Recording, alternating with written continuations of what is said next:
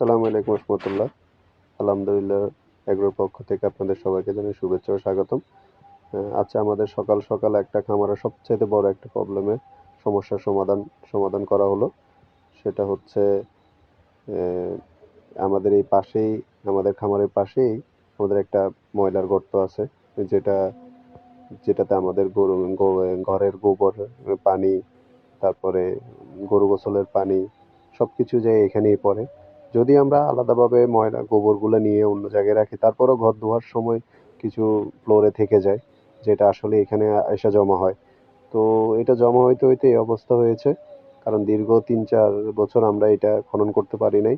৩-৪ বছর আগে আমরা এটা খনন করছি, তারপর থেকে আর আমরা ওইভাবে সুযোগও পাই নাই, এভাবে মেশিনও পাই নাই, যার কারণে এটা খনন করানো হয় নাই। কারণ আসলে সচরাচর এই কাজগুলা কোনো মানুষ দিয়ে করানো যায় না, যেহেতু এটা কেন ময়লার পানি পড়ে সবসময় নরম থাকে, যার কারণে এটা মানুষ দিয়ে কাটানোটা সম্ভব না। যাক, দীর্ঘ প্রতীক্ষার পরে আমরা এই মেশিনটা পাই, ভাড়া করে এনে এই গর্তটা খনন করি। যদিও গর্তটা খনন করতে আমাদের অনেক সময় লেগে যায়, কারণ মেশিনটা আমরা পাচ্ছি না। আমাদের খামারের পাশে একটা ভাই তাদের বাড়ি নির্মাণের জন্য এই মেশিনটা আনে। তখন আমরা ওই মেশিনদের মালিকদের সাথে যোগাযোগ করে মেশিনটা আজকে সকাল সকালই আমাদের খামারে এসে গর্তটা খনন করে দিয়ে যায়।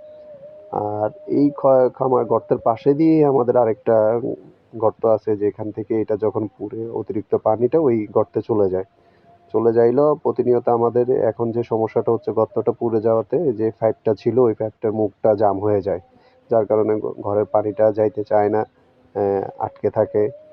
যার কারণে আমাদের প্রতিনিয়ত একটা সমস্যা হয়, জয়সা এখানে পরে পাইপটা পরিষ্কার করে দিতে হয়। পরিষ্কার করে দিলে পানিটা, তো প্রত্যেক দিন তার গর্তে নামাটা সম্ভব না। যার কারণে আমরা এই কয়েকদিন যাবৎ দেখতেছি কোনো মেশিন পাই কিনা, পাইলে আমরা এটা কাটাবো। তো অবশেষে যাক, আলহামদুলিল্লাহ আমরা পেয়েছি। এরপর ভাইদেরকে বলাতে আজকে সকাল সকাল এসে ওনারা আমাদের এই কাজটা করে দিয়ে যায়। তো তো বেশি সময় নেয় নাই আমাদের কাজটা করতে, খুবই অল্প সময় লাগছে।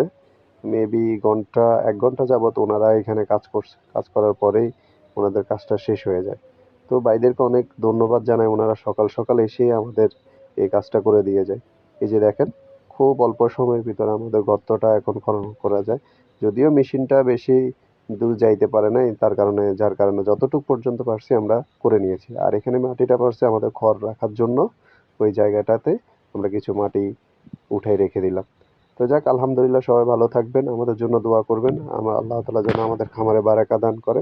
আসসালামু আলাইকুম ওয়া রাহমাতুল্লাহি ওয়া বারাকাতুহু।